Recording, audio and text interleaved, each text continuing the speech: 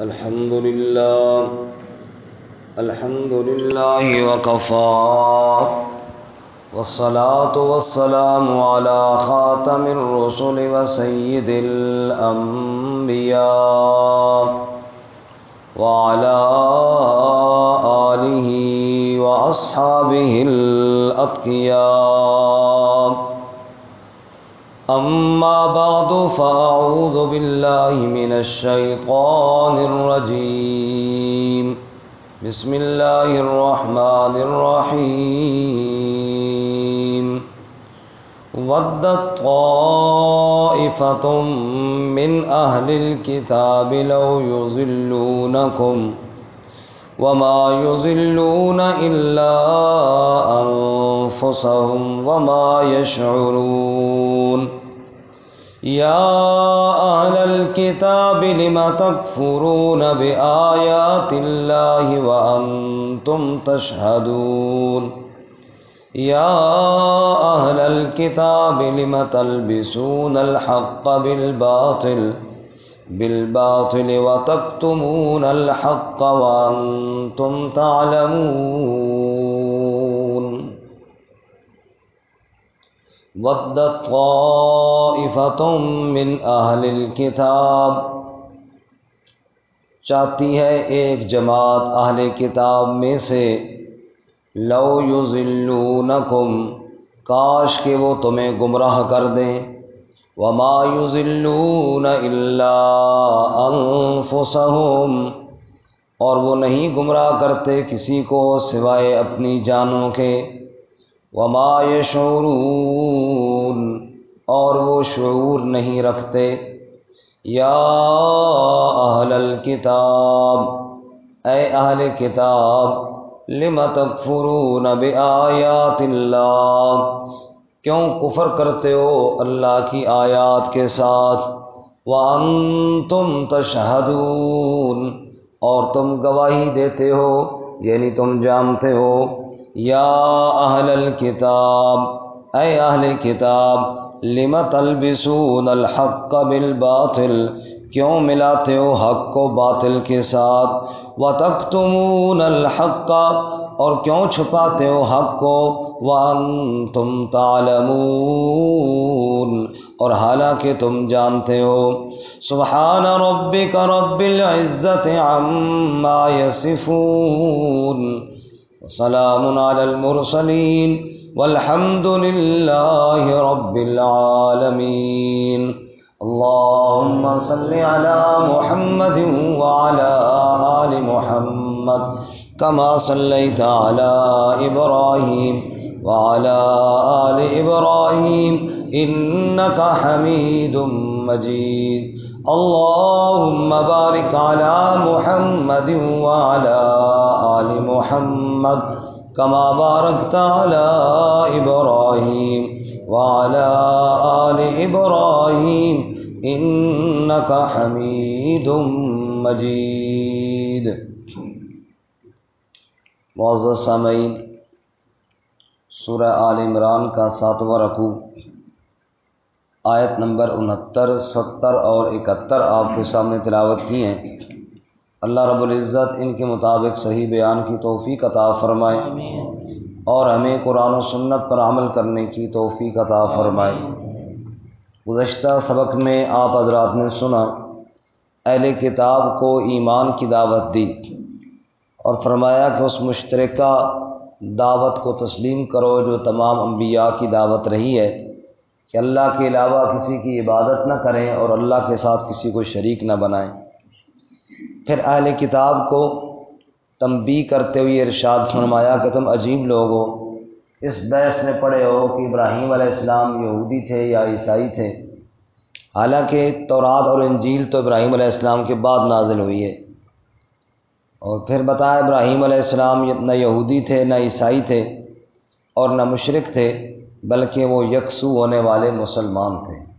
اور ابراہیم علیہ السلام کے نزدیک اس وقت کے ایمان والے اور اب حضرت محمد صلی اللہ علیہ وسلم اور آپ کے ساتھی جو ایمان والے ہیں وہ ابراہیم علیہ السلام کے قریب ہیں، یعنی ان کے دین کو اختیار کرنے والے ہیں.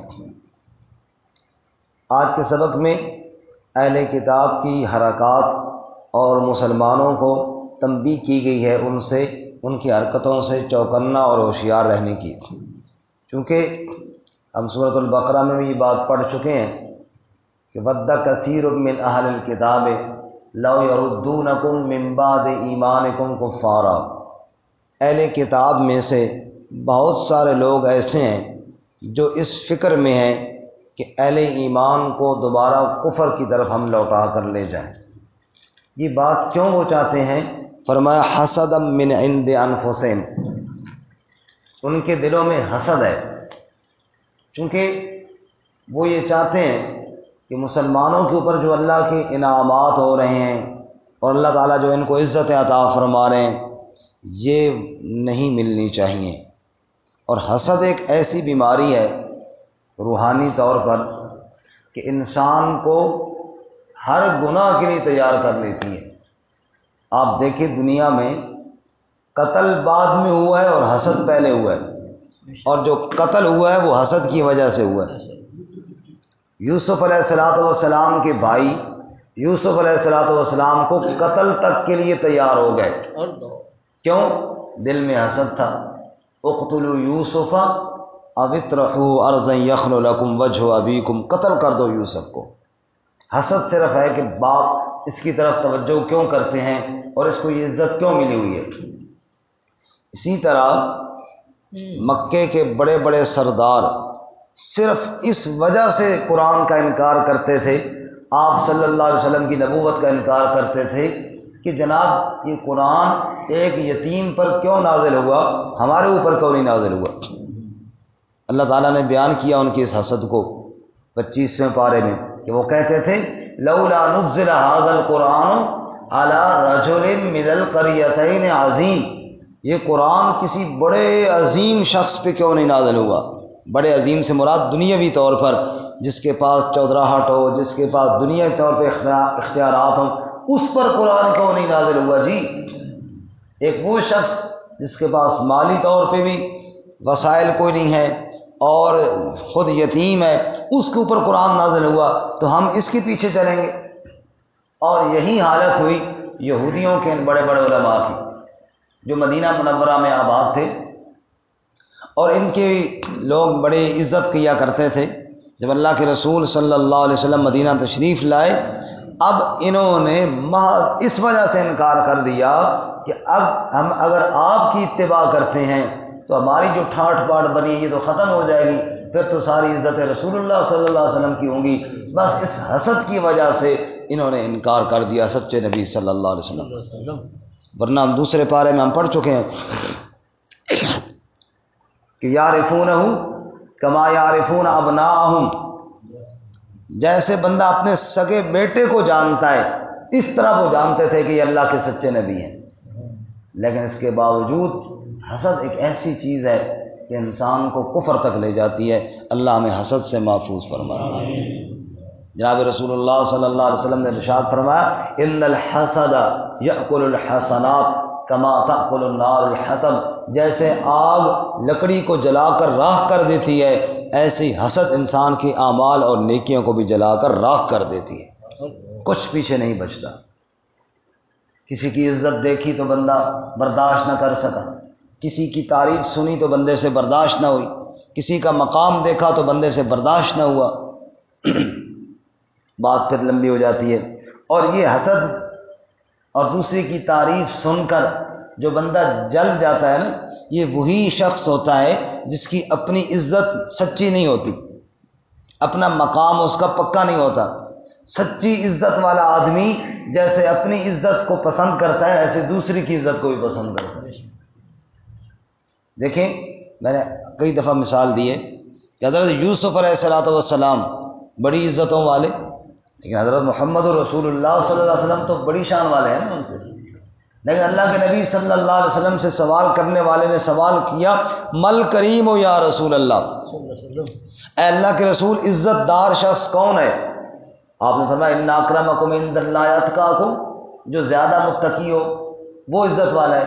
صحابہ نے کہا نہیں یا رسول اللہ، ہم نے یہ نہیں پوچھا، ہم تو پوچھتے ہیں آپ کسی بندے کا نام بتائیں کہ فلاں شخص بڑی عزت والا ہے۔ تو اب اگر اللہ کے نبی صلی اللہ علیہ وسلم اپنا نام بتاتے کہ میں عزت دار ہوں تو بات ٹھیک تھی یا غلط تھی؟ 100% ٹھیک تھی، 100% درست بات تھی۔ اللہ کے نبی صلی اللہ علیہ وسلم سے زیادہ کریم کون ہو سکتا ہے؟ لیکن آپ صلی اللہ علیہ وسلم فرمایا اچھا اگر کسی خاص بندے کا نام پوچھتے ہو تو پھر کریم ہے یوسف علیہ السلام۔ یا رسول اللہ وہ کیسے؟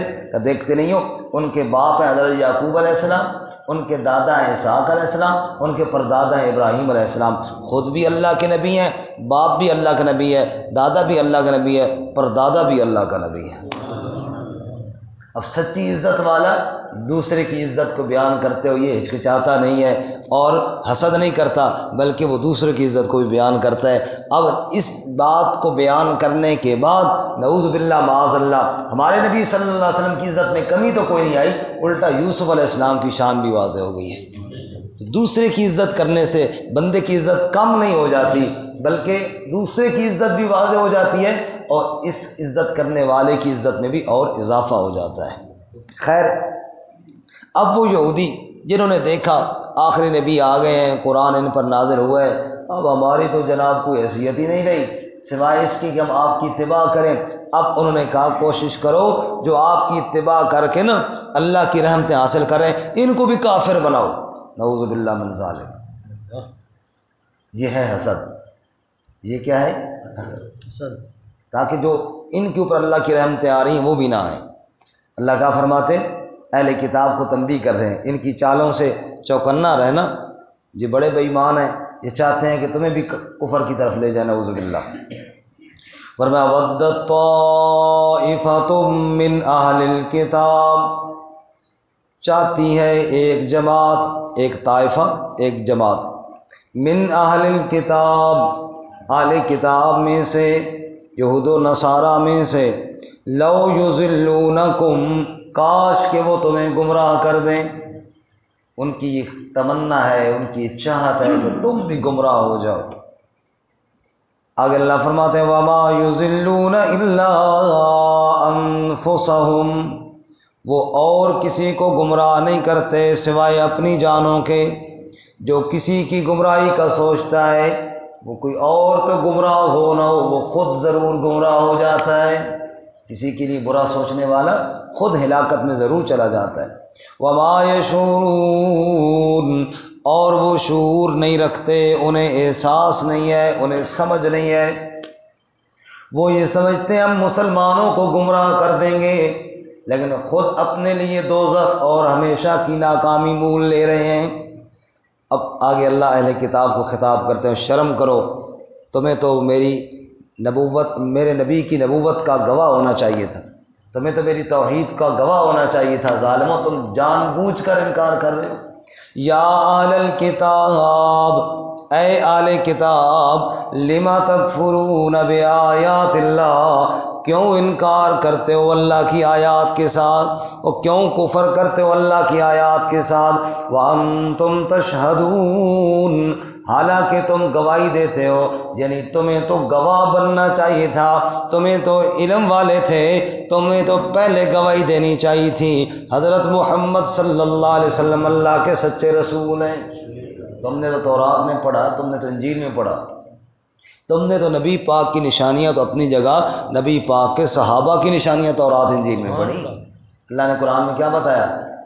صحابہ کرام کا تذکرہ کرتے ہوئے ذالک مثلہم فی التوراۃ ومثلہم فی الانجیل، ان کی مثال ہے تورات میں بھی، ان کی مثال ہے انجیل میں بھی، کزرع اخرج شطأہ فآزرہ فاستغلظ فاستوى على سوقه يعجب الضراء ليغيظ بهم الكفار، جیسے ایک کومپل نکلتی ہے پھر جناب فصل کھڑی ہو جاتی ہے، اپنا تنا اس کا مضبوط ہو جاتا ہے، پھر لہلہاتا کھیت تیار ہو جاتا ہے، کاشتکار دیکھ کر خوش ہوتا ہے، ایسے میرے نبی صلی اللہ علیہ وسلم بھی دعوت ایمان لے کر دنیا میں تشریف لائے، پھر صحابہ کرام آپ کے اوپر ایمان لاتے گئے، پہلے ایک لایا، پھر دو لائے، پھر بڑھتے چلے گئے، یوجب الذرا، پھر پورا لشکر تیار ہو گیا۔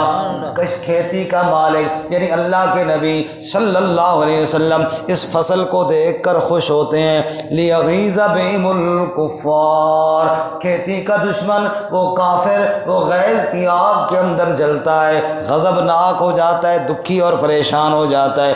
اللہ کریم فرماتے ہیں او دنیا والو، او اہل کتاب، تمہیں تو پہلے گواہی دینی چاہیے تھی، ظالموں تم پہلے انکار کرنے والے بن گئے ہو۔ بدبختی تو دیکھو، اپنی بدبختی تو دیکھو۔ یہ جس کو اللہ ایمان کی توفیق دیتا ہے یا حق بات کہنے کی توفیق دیتا ہے، یہ رب کا انتخاب ہوتا ہے، اور جس کو اللہ توفیق نہیں دیتے اس کی بدبختی اور نحوست ہوتی ہے۔ اللہ تعالیٰ ہمیں نحوست اور بدبختی سے محفوظ فرمائے۔ اللہ فرماتے ہیں تمہیں تو گواہی دینی چاہیے تھی۔ حضرت عبداللہ ابن سلام رضی اللہ تعالیٰ یہودیوں کے بڑے عالم تھے، اللہ تعالیٰ نے ان کو اس گواہی کے لیے چن لیا۔ کعب بن اشرف بدبخت بھی بڑا مولوی تھا یہودیوں کا، مدینہ منورہ میں رہتا تھا، لیکن یہ بدبختی اس کی غالب رہی، اور اس بدبخت نے اللہ کے نبی صلی اللہ علیہ وسلم کی اتنی مخالفت کی جتنی یہ کر سکتا تھا۔ سر دھڑ کی اس بدبخت نے چوٹی کا زور لگایا اس لعین نے، اور اللہ کے نبی صلی اللہ علیہ وسلم کے خلاف اس نے اشعار کہلوائے، نبی پاک کی حد سے زیادہ بے ادبی کی، حتیٰ کہ ذلیل ہوا اور جہنم کی طرف واصل ہوا۔ اور عبداللہ بن سلام وہ بھی اسی پائے کے عالم تھے جیسے یہ بدبخت تھا، لیکن ان کو اللہ تعالیٰ نے اس گواہی کے لیے قبول کیا۔ وہ آئے رسول اللہ صلی اللہ علیہ وسلم کے پاس اور کہنے لگے یا رسول اللہ، میں نے تورات میں آپ کی نشانیاں پڑھی ہیں، اس لیے میں گواہی دیتا ہوں کہ آپ اللہ کے سچے رسول ہیں، لیکن میری قوم والے جو یہودی ہیں یہ بڑے بدبخت لوگ ہیں، مجھے پتہ ہے کہ یہ میرے ایمان لانے کے بعد میرے بارے میں طرح طرح کی باتیں کریں گے، اس لیے اللہ کے نبی میں ان کے سامنے نہیں ہوتا، میں اندر بیٹھتا ہوں۔ شفیق صاحب، اے اللہ کے نبی میں اندر بیٹھتا ہوں، تھوڑا ادھر تک کے کرو نا، پھر بندہ سونا نہیں ہے، تکنا دوسری طرح شروع کر دے تو پھر سوچی پہ تو بندہ گیا۔ اے اللہ کے نبی صلی اللہ علیہ وسلم یہ بڑے بدبخت لوگ ہیں، یہ میرے بارے میں کئی باتیں کریں گے، اس لیے میں بیٹھتا ہوں اندر اور ان کے سامنے نہیں آتا، آپ ان سے پوچھیں میرے بارے میں کہ وہ کیسا شخص ہے۔ ابھی تو ان کو پتہ نہیں ہے نا کہ میں ایمان لے آیا ہوں، ابھی تو وہ کریں گے میری تعریف، تاکہ آپ کے سامنے ان کی گواہی آ جائے میرے بارے میں۔ آپ نے فرمایا ٹھیک ہے۔ عبداللہ بن سلام اندر بیٹھے، یہود کو آپ صلی اللہ علیہ وسلم نے بلایا، آپ نے ان سے پوچھا بتاؤ بھائی عبداللہ بن سلام کیسا شخص ہے؟ ان کا جی واہ جی واہ، اس کے تو کیا ہی کہنے، بڑا عالم ہے، بڑا سمجھدار ہے، بڑا زیرک انسان ہے، ہمارا بڑا جناب لیڈر ہے۔ آپ نے فرمایا اچھا یہ بتاؤ اگر عبداللہ بن سلام ایمان قبول کر لے تو کیا خیال ہے؟ تو جی وہ قدر ایمان قبول کرتا ہے، ایسا نہیں ہے۔ فرمایا اچھا اگر کر لے تو؟ کہ نہیں جی ہو ہی نہیں سکتا۔ عبداللہ بن سلام اندر یہ ساری باتیں سن رہے تھے، اندر سے باہر نکلے جب خوب وہ تعریفیں کر چکے نا عبداللہ بن سلام کی، اور آپ نے کہا اشہد ان لا الہ الا اللہ واشہد ان محمدا عبدہ ورسولہ، میں گواہی دیتا ہوں معبود ہے تو صرف رب کی ذات ہے، اور اس وقت اللہ کا سچا رسول ہے تو محمد الرسول اللہ صلی اللہ علیہ وسلم۔ لگے پھر جناب ٹیاں کرنے عبداللہ بن سلام کے بارے میں، نعوذ باللہ یہ جھوٹا ہے یہ ایسا ہے۔ فرمایا جو مرضی اب بکتے رہو، بس تمہاری گواہی نبی پاک کے سامنے بھی میرے بارے میں آ گئی ہے، اب میرے ایمان کا دل کا گواہ میرا رب ہے اور میرے ظاہر کا گواہ اللہ کے نبی محمد الرسول اللہ صلی اللہ علیہ وسلم۔ اس گواہی کے لیے اللہ نے ان کو چن لیا اور انہوں نے گواہی دی۔ اب اہل کتاب کی گواہیاں بہت معنی رکھتی تھیں، دیکھو نا پڑھے لکھے لوگ تھے اور لوگ ان پر اعتبار کرتے تھے، جب وہ ایمان لے آتے تو گویا کہ ایک بہت بڑا عوام کے دلوں میں یقین پیدا ہوتا کہ واقعی آپ سچے نبی ہیں، دیکھو جی پڑھے ہوئے تورات کے جاننے والے آپ اوپر ایمان لے آئے ہیں۔ اب عبداللہ بن سلام کی گواہی بہت بڑی تھی، تو اللہ یہی غیرت دلا رہے باقی اہل کتاب کو بھی، اور تمہیں شرم کرنی چاہیے، تمہیں تو میرے نبی کا گواہ بننا چاہیے تھا۔ یا اہل الکتاب اے اہل کتاب لم تکفرون بآیات اللہ، کیوں انکار کرتے ہو تم اللہ کی آیات کے ساتھ، وانتم تشہدون، حالانکہ تمہیں تو گواہی دینی چاہیے، تم تو گواہی دینے والے ہو۔ یا اہل الکتاب، اے اہل کتاب لم تلبسون الحق بالباطل، کیوں ملاتے ہو حق کو باطل کے ساتھ، وتکتمون الحق، اور کیوں چھپاتے ہو حق کو۔ یہ دو جرم ہیں ان کے جن کا ذکر سورۃ البقرہ میں ہو گیا، لا تلبسوا الحق بالباطل وتکتموا الحق وانتم تعلمون۔ پہلا جرم حق اور باطل کو ملا دینا، دوسرا جرم حق کو چھپا دینا۔ دیکھو جی، ان کے مولویوں کے پاس جو عوام آتے تھے نا، وہ دو قسم کے، ایک وہ عوام تھے جو بالکل کچھ جانتے نہیں تھے، ان پڑھ، تورات کو پڑھنا نہیں جانتے تھے، ان کے سامنے تو یہ وہ آیتیں چھپا لیتے تورات کی جن میں اللہ کی توحید کا ذکر ہوتا یا نبی صلی اللہ علیہ وسلم کی رسالت کا ذکر ہوتا، وہ بیان ہی نہیں کرتے، ادھر ادھر سے باقی سنا دی، وہ سنائی نہیں تاکہ ان کو پتہ ہی نہ چلے کہ کوئی نبی آخری بھی آنے والا ہے۔ اور دوسرے وہ لوگ تھے جو تورات پڑھنا جانتے تھے اور اس میں پڑھتے تھے کہ اس طرح اللہ کا آخری نبی بھی آئے گا۔ اب ان کا کچھ دیر بنتا کہ شاید یہی اللہ کے آخری نبی ہیں، وہ آ کے اپنے انہیں وڈیروں سے پوچھتے اور یہ پھر حق کو باطل کے ساتھ ملاتے، ہاں بالکل اللہ کے نبی تو آئیں گے، ساری کچھ باتیں ہیں، لیکن یہ وہ والے نبی نہیں ہیں، نعوذ باللہ من ذالک، یعنی ان کے آگے بات کو گول مول کر لیتے۔ تو اللہ نے دونوں باتوں سے تنبیہ فرمائی، حق کو باطل کے ساتھ ملاؤ بھی نہیں اور حق کو چھپاؤ بھی نہیں، بدبختو دونوں کام تم کرتے ہو۔ معلوم ہوا علماء جو ہے نا وہ گڑبڑ بھی کرتے ہیں، حق اور باطل کو مکس بھی کرتے ہیں اور چھپاتے بھی رہتے ہیں۔ اللہ تعالیٰ ہمیں سچے علماء کے ساتھ ہمارا شمار فرمائے، آمین۔ اور اللہ تعالیٰ کتمان حق کو باطل کے ساتھ، ناجائز طریقہ باطل ہے، قرآن کریم نے فرمایا لا تأکلوا اموالکم بینکم بالباطل، باطل طریقے سے مال نہ کھاؤ۔ اب ہر وہ طریقہ جو اللہ کے حکم کے مخالف ہے وہ کیا ہے؟ باطل ہے، وہ کیا ہے؟ باطل ہے، باطل طریقے سے مال نہ کھاؤ۔ اچھا سورۃ توبہ میں کیا فرمایا؟ ان کثیرا من الاحبار والرہبان لیأکلون اموال الناس بالباطل، بڑے مولوی کثیر، تھوڑے نہیں بہت سارے، ان کثیرا بہت سارے، من الاحبار، حبر کی جمع بڑے علماء جن کے سینے جناب سمندر ہے علم کا، بڑے بڑا علم رکھنے والے، فرمایا والرہبان، اور راہب بظاہر دنیا سے کٹے ہوئے اللہ اللہ کرنے والے پیر، فرمایا وہ کیا کرتے ہیں؟ لیأکلون اموال الناس بالباطل، وہ لوگوں سے مال بٹورتے ہیں باطل طریقے سے، وَيَصُدُّونَ عَن سَبِيلِ اللَّهِ، اور روکتے بھی ہیں اللہ کی راہ سے، اللہ کی راہ سے روکتے بھی ہیں، اللہ کے قرآن سے دور کرتے ہیں، اللہ کی آیات سے دور رکھتے ہیں، اور لوگوں کے سامنے جناب اپنی عزتیں چاہتے ہیں اور وہ ان سے کروائے جا رہے ہیں اور اللہ کے دین سے دور کرتے ہیں، لیکن ہیں کثیراً بہت سارے۔ اللہ تعالی ہمیں معاف فرمائے اور اللہ ہمیں قرآن و سنت کے ساتھ جڑا رہنے کی توفیق عطا فرمائے۔ اللہ فرماتے ہیں وَأَنْتُمْ تَعْلَمُونَ، تم جانتے ہو، پڑھے لکھے ہو اور پھر بھی حرکتیں کرتے ہو۔ معلوم ہوتا ہے صرف علم کے ساتھ انسان کمال تک نہیں پہنچتا جب تک اس کے دل کے اندر اللہ کا تقوی اور ڈر موجود نہ ہو۔ اللہ ہمیں نصیب فرمائے، آمین۔ ترجمہ دوبارہ سنیں۔ وَدَّ طَائِفَةٌ مِّنْ أَهْلِ الْكِتَابِ، چاہتی ہے ایک جماعت اہل کتاب میں سے، لَوْ يُضِلُّونَكُمْ، کاش کہ وہ تمہیں گمراہ کر دیں، وَمَا يُضِلُّونَ إِلَّا أَنفُسَهُمْ، اور وہ گمراہ نہیں کرتے کسی کو سوائے اپنی جانوں کے، وَمَا يَشْعُرُونَ، اور وہ شعور نہیں رکھتے۔ یا اہل الکتاب، اے اہل کتاب، لم تکفرون بآیات اللہ، کیوں انکار کرتے ہو، کیوں کفر کرتے ہو اللہ کی آیات کے ساتھ، وانتم تشہدون، اور حالانکہ تم گواہی دیتے ہو۔